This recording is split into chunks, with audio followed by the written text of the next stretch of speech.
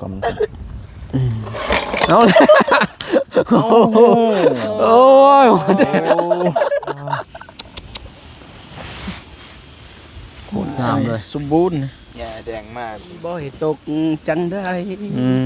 ห้ามใจบ่ให้คิดท้อ บ่ติดบ่ ยืนหน้าไว้ มาหาไอ้เสือซอยๆกันบ่อยากเฮ็ดแล้วบัด เมื่อก่อนมื่นมาใหม่เด้อ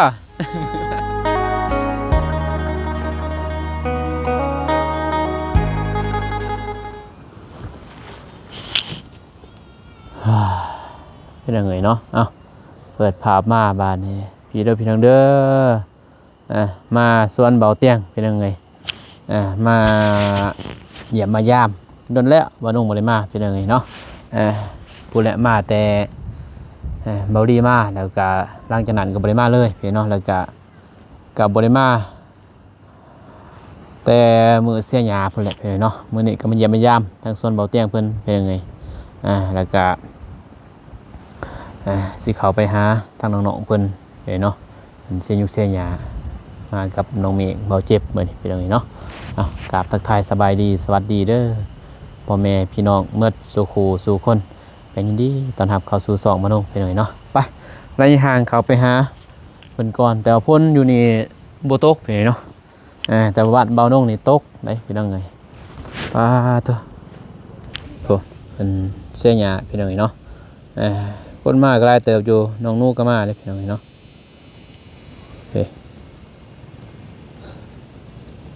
สิปลายคนนี่แหละมาเสียหยาแต่ว่าฝนตกเป็นยังไงฝนตก2เป็นทิศนะฝนตกแต่ว่ามื้อนี้บ่ตกเป็นยังไงเนาะไปเนาะเป็นยังไงเราจะไปจังหน่อยหา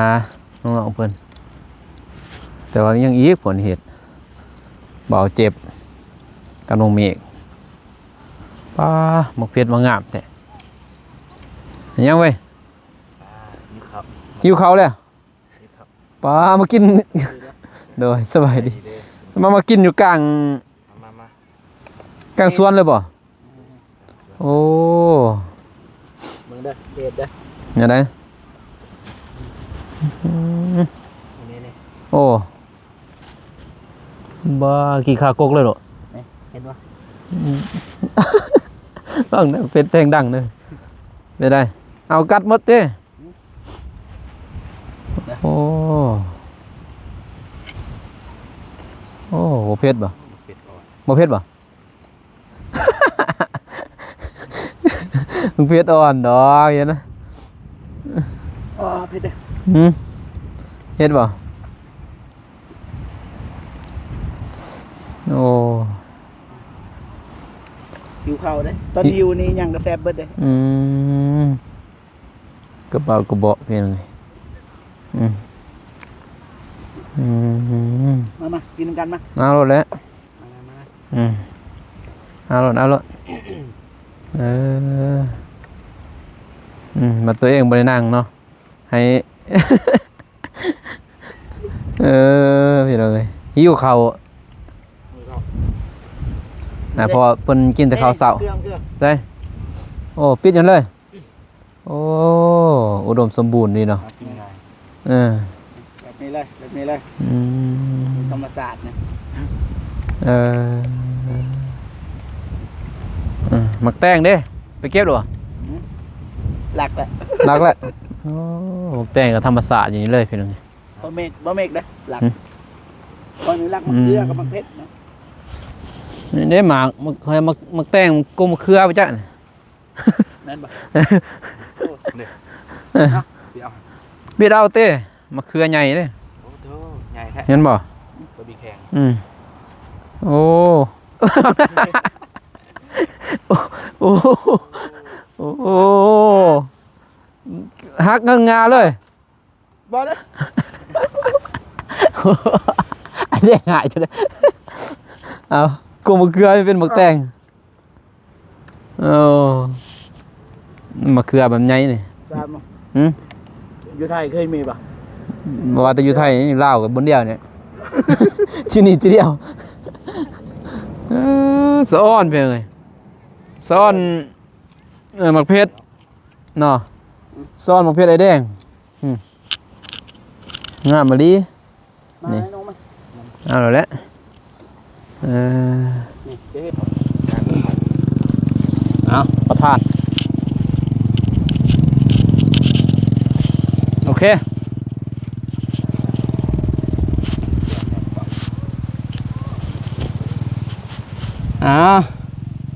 เป็นยังไงกินแบบ บรรยากาศดี มันโมเมนต์คอนเทนต์ได้เพียงแต่ว่าเฮาบรรยากาศมันดีนะ ทางนั้นเตียงเนี่ย อืม บ่ได้ชวนเด้มาดับ ทางนี้อยู่ในหิว เลย มาเดินเพียงเด้อโอ้หมูกรอบบ่ เก็บดีกว่า เฮ็ดเด้อ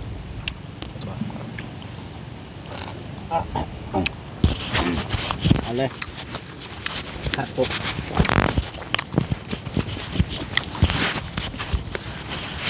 ยำสีดังกรอบกรอบกรอบเนาะ ว่างเด้อมันแซ่บ หืม เฮ็ดได้เหรอกินอยากกินน้ อันหนึ่งธรรมชาติเนาะเป็นบริสุทธิ์อย่างกวนกัน บูดนะเนาะ หอมหลาม ไป เนี่ย หมูหากินเต้ ำ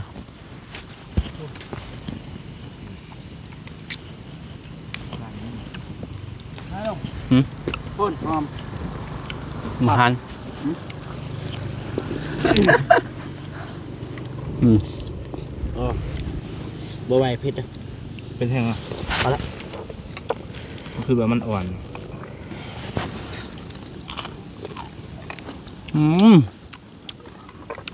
ครับ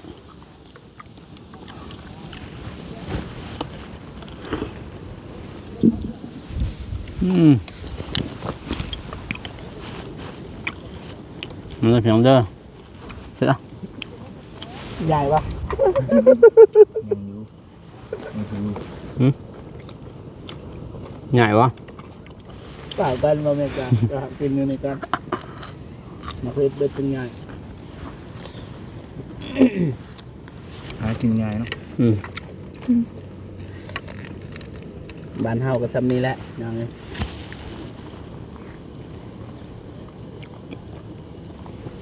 ง่ายกินง่าย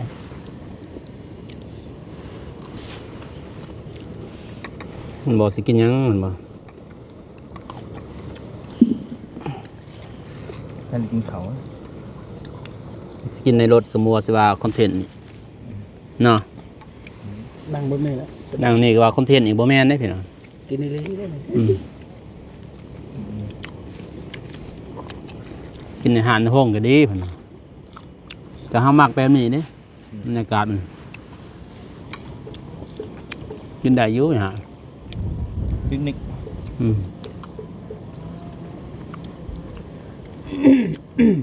ให้มันเบิดจ้ะในเท่น ลมว่อยๆอยู่ หมาแม่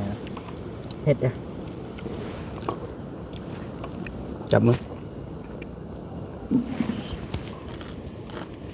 บ่เผ็ดนะ นี่บ่เผ็ด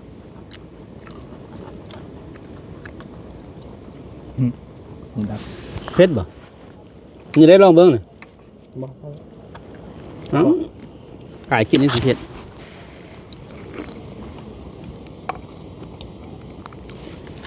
ตกน้ำเครื่องนึง เต่าดองหน่อยเดียวเดี๋ยวมัน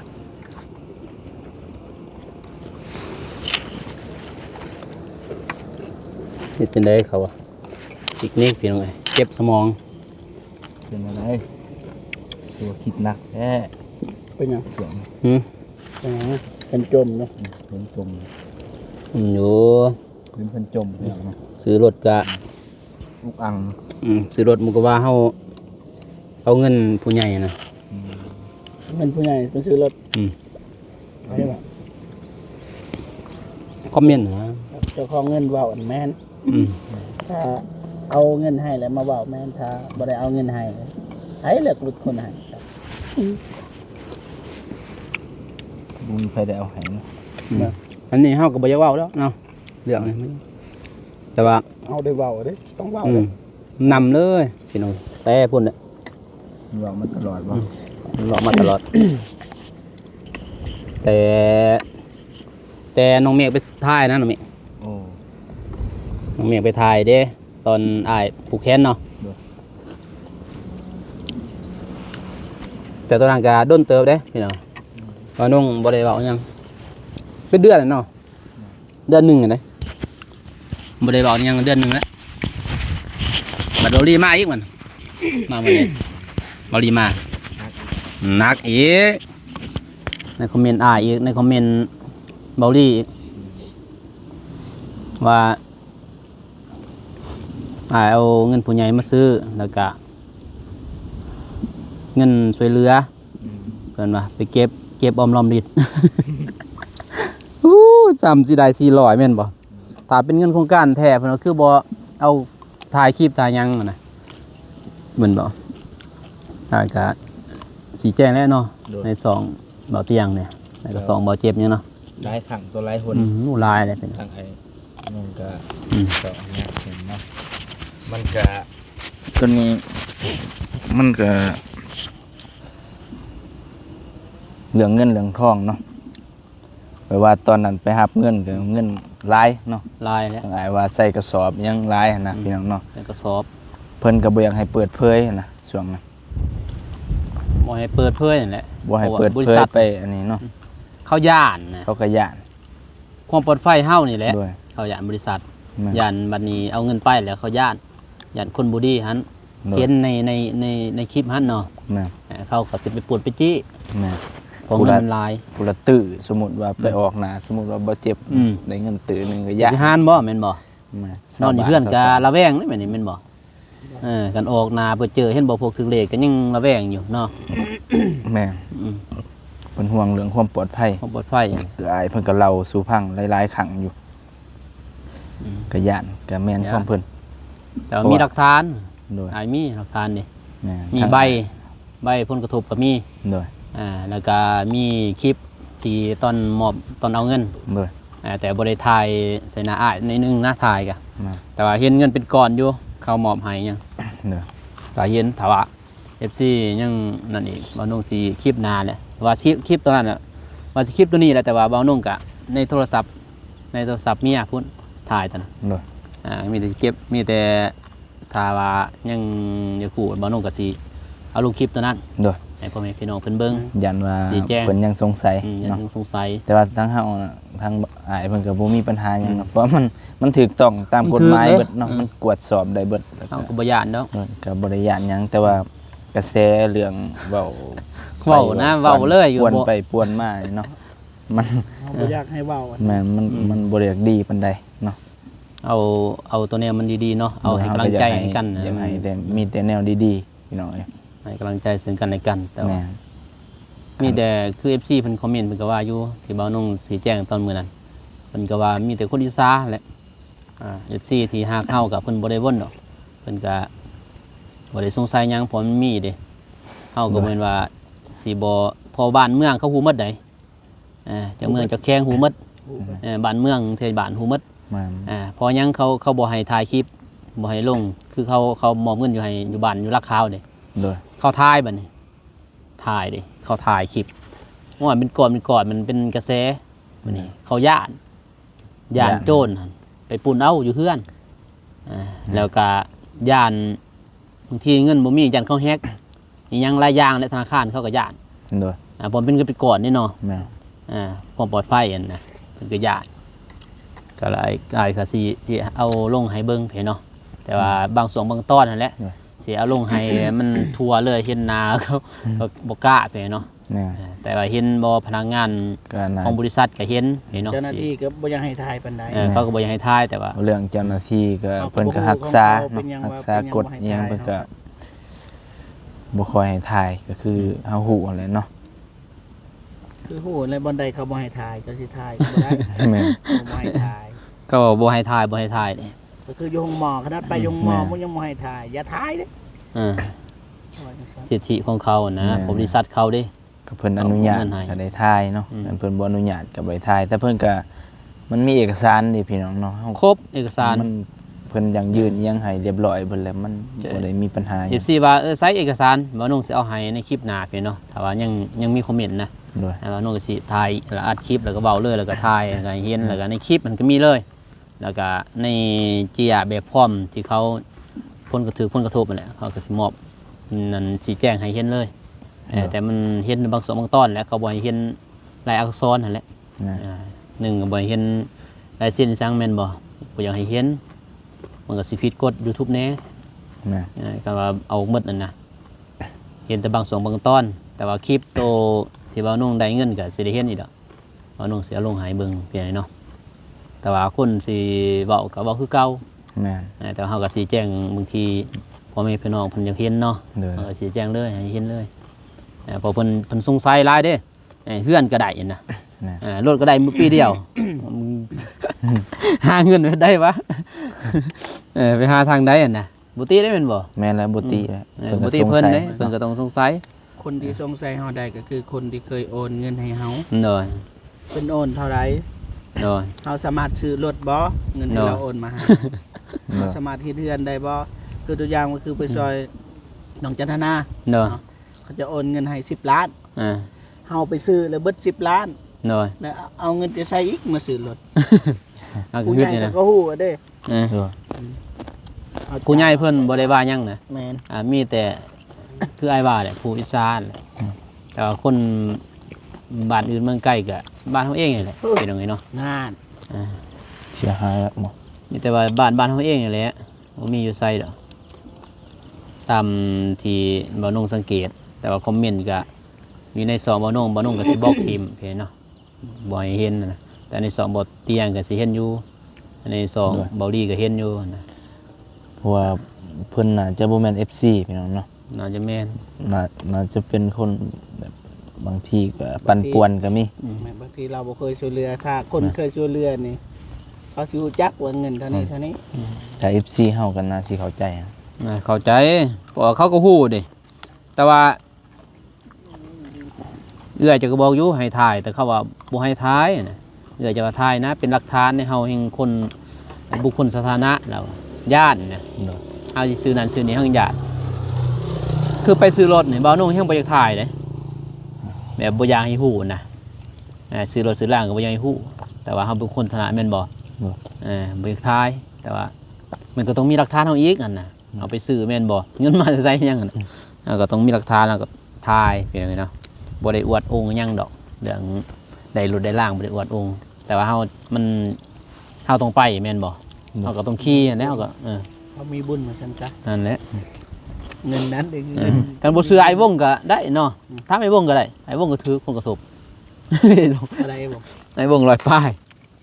ไอ้วงก็ถือมือเดียวนั่นแหละเห็นว่านายไอ้วงก็เห็นอยู่หั่นแหละถ่ายไอ้วงก็เลาะอยู่ แม่นเดี๋ยวนี้บ่ได้กิฟต์เลยจะมีเงินน่ะเด้ โดยเบาวงเพิ่นน่ะเด้พี่น้องเอ้ย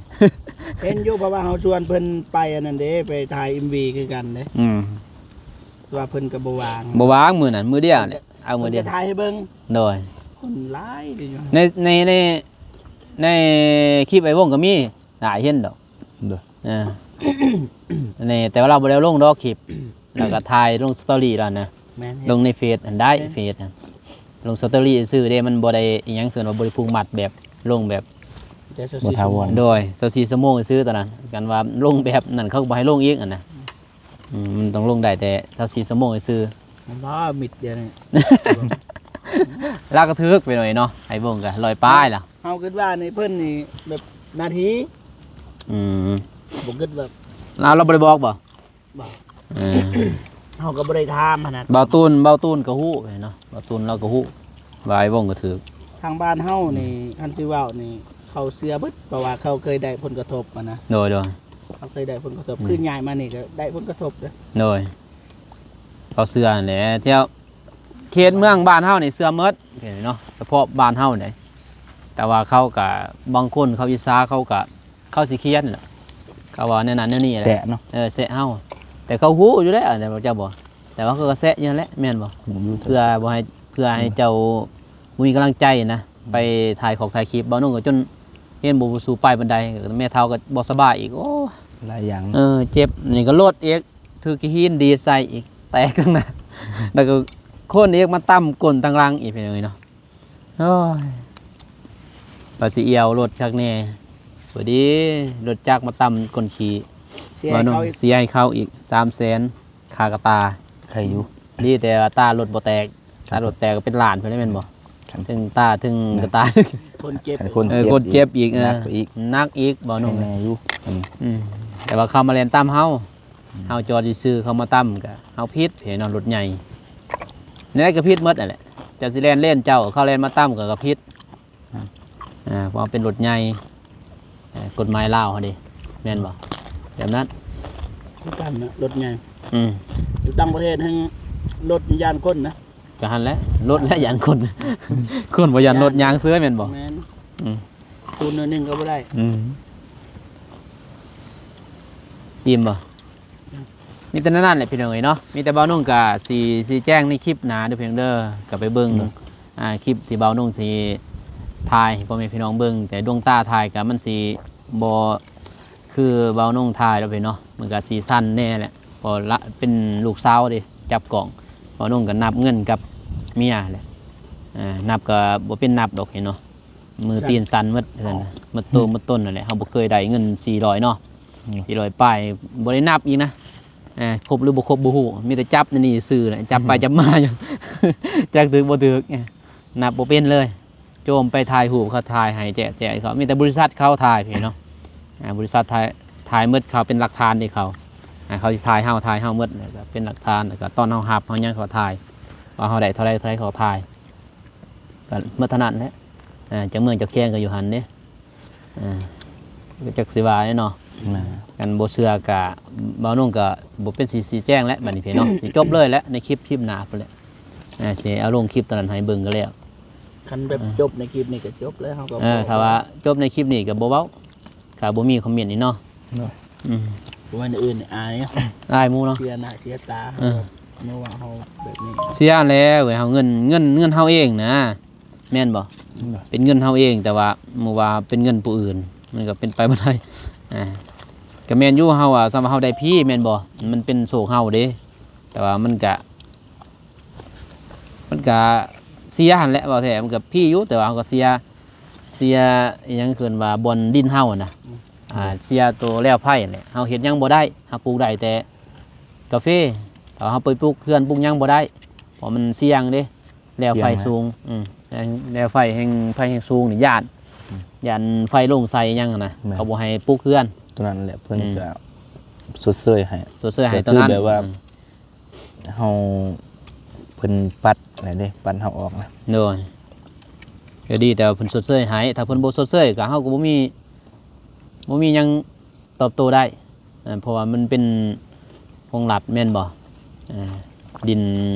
แม่นอยู่เฮาครอบครองแต่ว่าเป็นดินรัฐหมดได้พี่น้องเฮาครอบครองได้ซื่อแต่เพิ่นเสียหยังก็แล้วแต่เพิ่นเนาะ เนาะ นี่เพิ่นสดเสื้อให้ก็ดีแล้ว นะ ก็ถือเป็นบุญก็เลยบ่ บ้าน นุ่ง เฮานะเขาบอกง่ายก็ง่าย ง่ายแล้วเขาเสร็จเคลื่อนคือบ้านเบาเจ็บกะ ต่างประเทศนี่ทั้งก็บ่ยังง่ายแล้วแต่ว่าเฮานี่เฮาพักอาศัยพักรัฐ พักรัดเฮา ง่ายหมู่บอกนั่นได้ก็บอก เพราะว่าเฮากะพื้นมือบ่ได้แม่นบ่เฮาก็ต้องเฮ็ดตามกฎระเบียบนั่นแหละเพียงเลยเนาะเพียงสั้นแล้วไปเพียงเลย ง่ายบ่ บ่ใหญ่ติอิ่มบ่ จังเนาะ เอาไป ปวด จ ขา อมปวดเข่าปวดขา ใหญ่มองนั่งก่อน เออ เนาะ ระวังได้คอยไปคอยมานี่จมนี่ จะปะติ ความ เอาเลยโอ้ย มันอิ่มซะ โอ้ยเสียดายเด้บ่ทันอิ่มซ้ำกะปิเด้ ตายแล้ว โอ้ยว่าจริงใหญ่โอ้ยหย่อนข้านเลยพี่น้องข้าเบี้ยวเลย คาเพ ไป เก็บไปมาน้องก็สิไปพุ่นก่อนเพิ่นเอ้ยไปเบิ่งเขาเสียอยู่เสียหยาเขาเรียกก็กลับไปพี่น้องเอ้ยหลังจากกิน เฮียซ่ายโอ้ยทานเจ็บซะแนวเราไปเลยถ่ายคลิป ต้องเฉลยเฉลยบ่ได้ เป็นได คือมื้อนั้นลืมเฉลยในคลิป สิได้บ่ อ๋อเฉลยคือกินข้าวโพดนะข้าวโพ อื ดสุก ม 14ก็บ่เข้าใจที่จริงนะเฮาจะม่วนจักสิเป็น เออขี้กระตลกพี่น้องเอ้ยเนาะอืมมันอิ่มแล้วนะก็สิเฮ็ดเฮียเลยซะ ตินะ อืม อยากสร้างความสุขให้พ่อพี่น้องนะ เออโอ้หมากนี่ลายเลยเนาะว่าหมากนี่ได้บ่ ได้แล้ว เออ นั่งไง หมากตัวดินล่ะเนี่ยงามเลยเป็นยังไงเบิ่งเป็นแถวเป็นทันดีบ่อนโอ้กกใหญ่เลยฝนสิตกมื้อหนึงนี่แจ้ผ้าทองผ้าแจมไซส์ละบัดนี้คือสิบ่ตกเลยนะบัด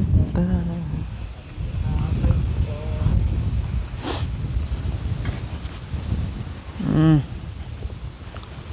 โอ้ตัวนี้คือเป็นยังไงเจ็บอิหยังตัวนี้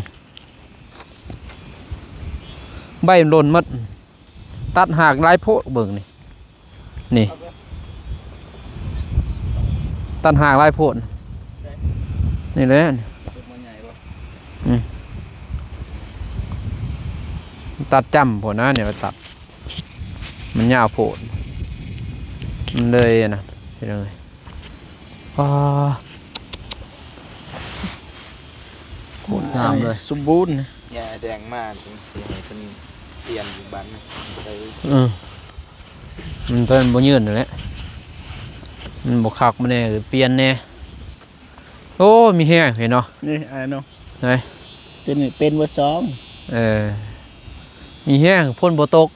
มื้อหนึงคือพ่นสิตกนี่คลิปเบาเตียงเพิ่นโอ้เล็กนี่เก็บได้พอได้ขายได้ YouTube เฮาบ่ไปเอามาแล้วก็หาเก็บเล็กขาย พอได้ซื้อน้ำมันได้เจ็บเอ้ยเฮามีรถแล้วก็ต้องสู่ส้นนะบัดพอได้ซื้อน้ำมัน น้ำมันก็แพงนะพี่น้อง30 ลิตรเนี่ย ลิตร30หรือเปล่าจ๊ะ 30ตาย30 34 บ่30 เจ้าบ่เอะสั่งไหน ได้ 28 28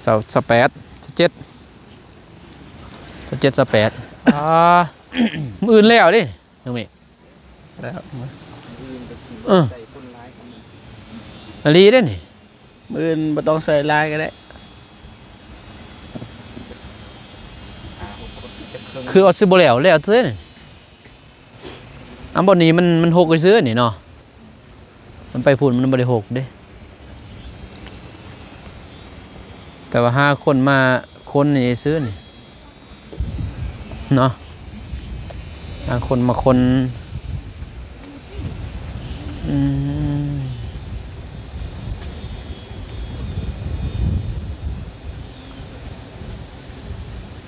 แต่ก็ไหวเติบเฟียงามเลยพี่น้องเสียหญ้าไปแล้วบ่เห็นหญ้าเลยก็เห็นแต่กาแฟเลยก็ตาเบิ่งอยู่บ่เตียงเอ้ย เกิดยากบ่คือแถวนั้นข้าวเดียว เป็นหยัง แถวนั้นข้าวเดียวขึ้นมาอีก โอ้ตัวนั้นน้ำแซ่เลยเว้ยน้ำแซ่ไปเลยว่าดอก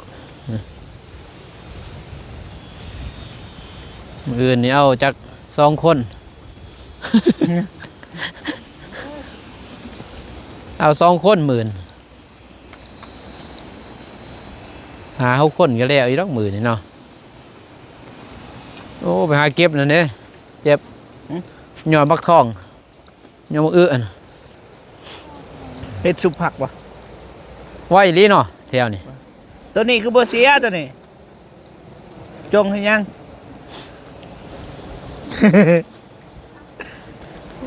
งามโพดเนาะกินเบิ้งนี่เห็นเขากินนี่ บ่แม่กันแล้วกินบ่กินดิบได้ปะ เอาก็กินดิบเลยเวียดกินเห็นบ่ เงามันยังหวาน ไอ้หลีบ เงาหวาน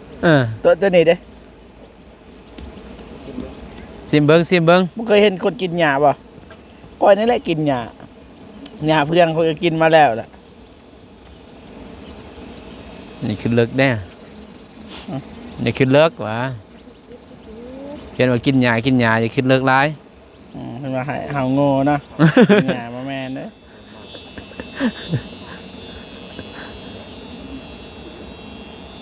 แต่เห็นคนเวียดในคลิปมันนะเพิ่นกล่าวเพิ่นก็ใส่แจวนะจำ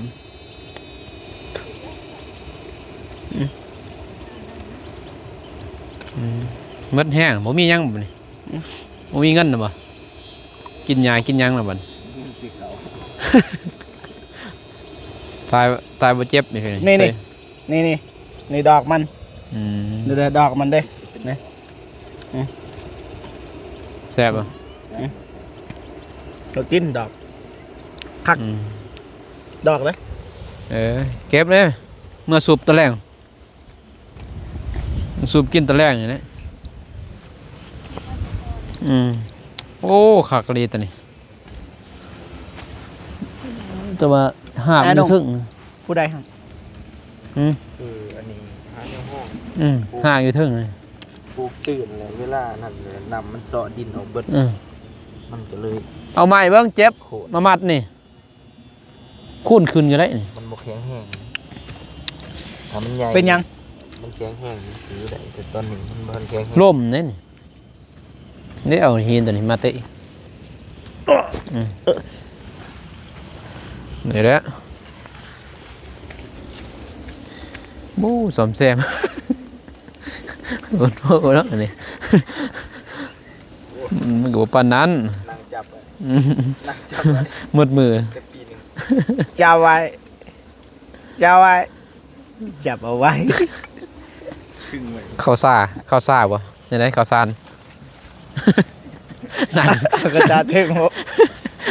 อากาศเทโม เป็นยังไง จะไว้ ไวเลยหนูเนาะมื้อหนึงสุดแล้วบ่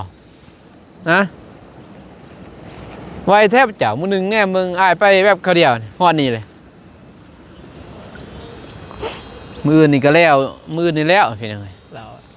แล้วบ่มื้อนี่ เสื้อลี โอ้ยคือเลย สแคป โอ้โหหมดลาย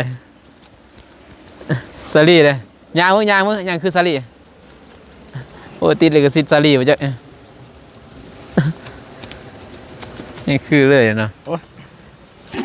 เคยบอก เป็นการโมเมกแบบนี้แหละ โอ้ตายเสื้อเนาะกกตัวนี้เนาะ ตาย นี่เลย ยา ตาย เขาจะสิทธิ์ยา สิทธิ์ยาบ่ ที่มันตาย นะตัวห้อยบ่ ตัวโหยบ่ตายตัวโหย แข็งงามกูเก่าเออ ปีหนึงก็มันบ่ขึ้นกับตัวเดสมอลเลย เดี๋ยวก็ตายนะจะเบิ่งตีผลหมอดยองต่ออีกปีหนานี่เตะเอาเลยนะ โอ้ว้าว เอาบ่เสือเตะเอาปวด มันสิเป็นปวกกิน อืม กินยุบกันเนาะ จะเตะเอานี่ก็ตุกเบิดน่ะเนาะคุไปหมดอันนี้จูดก็โอ้ยแฮงคักใหม่ดิน่ะบ่กล้าจูดดอกอยู่ไกลนี่เลยพี่น้องเอ้ยไปจะออกไปนั่นก่อนออกไปโหลดคลิปก่อนพี่น้องมุ้ยสัญญาณอยู่นี่นิดหน่อยสิเข้ามานี่แล้วเริ่มบ่จักเขา ไว้กว่าเก่าอะนะแต่บ่มีผู้ชายเนาะมีแต่ผู้หญิงฮะ โทรศัพท์ ผู้ชาย2 คน โทรศัพท์ใครหา บ่าวโทรมาบ่หนู ผู้บ่าวโทรมาสุดที่หักโทรมาป่ะ ไม่เลี้ยว ไปแบบนี้พอบที่หักเราโทรมา แมน น้องเพิ่นเว้านะ บ่าวลิ้น แม่นเพิ่นเอาเลย บ่เอาได้3 ปีพุ่นบ่ให้เอาผัว แต่เราบ่ยอมมันแหล้ว บ่ยอมนี่ มันคิดกับเราเองนะ บ่ได้อืม ห้ามคน ห้ามฟ้าห้ามดินห้ามพ้นบ่ให้ตกได้บ่ ห้ามฝนบ่ให้ตกจังได้ อืม ห้ามใจบ่ให้คิดท้อ บ่ติดบ่ ว่าแล้ว สดๆบ่ ถึงบ่ได้ก็ เมื่อก่อนเด้อบ่ได้จ่ายเงินได้ เจ้าหน่อยจะมาจ่ายเงินเด้อ มาหาไอ้เสือ ซอยกัน ไปซอยกันนั่นแหล้วเอาให้นั่นเด้นดื่ม จื้อ ป้อง เด้อ หนึง ผู้ เล นั้ ย นว่าบ่เป็นหยัง ชื่อ ตอนแรกว่า จื้อแล้วจื้อหน้าไว้ มาหาไอ้เสือซอยกันบ่อยากเฮ็ดแล้วบัด เมื่อก่อนมื้ออื่นมาใหม่เด้อ มื้ออื่นมาใหม่เด้อวะ มื้อมาหับเงิน เอายอกพี่น้องเอ้ยเนาะเอายอกเพิ่นเพิ่นตกใจเด้อ บ่ได้ซื้อข้าว เอายอกเพิ่นตกใจเด้อ คำเก่าก็ขาย พี่น้อยสิเข้ามาใหม่โอเคพี่น้องเอ้ยเนาะพาน้องกาสิเดินทางไปโหลดคลิปก่อนพี่น้องบุนี้อยู่นี่บ่มีสัญญาณพี่เนาะอยู่ดินเบาเตียงมีแต่พุ่นแหละเข้าไปโหลดคลิปแล้วก็สิเข้ามาใหม่พี่เนาะผมมาจ่ายงอกจ่ายเงินให้เพิ่นทางสองเบาเตียงเพิ่นพี่เนาะมานุ่งกับน้องเมฆแล้วก็เบาเจ็บก็สิเดินทางก่อนพี่เนาะก็ขอบใจเนาะขอบพระคุณเมื่อสู่คู่สู่คนพี่เนาะก็ผิดพลาดประการใดว่าจะได้บ่สุภาพพี่เนาะที่เว้าจ้ามื้อนึงก็ขอโทษขออภัยด้วยเพียงเด้อเนาะมันก็ของขึ้นหน่อยนึงพี่น้อง เพราะว่ามันเป็นคลิปที่เบานุ่งกับจักสิว่าพี่เนาะเบานุ่งบ่อยากออกมาเว้าดอกแต่มันเป็นเดือนแล้วแต่ว่ามาคอมเมนต์แต่ว่าคลิปนี้ถ้าบ่มีก็เบานุ่งก็สิแจ้งคือเก่าสิเอาคลิปตัวไหนเขาเบิ่งเพื่อยืนยันว่าบริสุทธิ์ตนเองพี่เนาะเพื่อให้เขาเห็นว่าเฮารับเงินจากบริษัทแท้พี่เนาะแล้วก็ให้เห็นใบเห็นหยังพี่เนาะโอเคพี่เนาะคลิปนี้ขอกล่าวคำว่าสบายดีเด้อพี่น้องเด้อไปบ๊ายบาย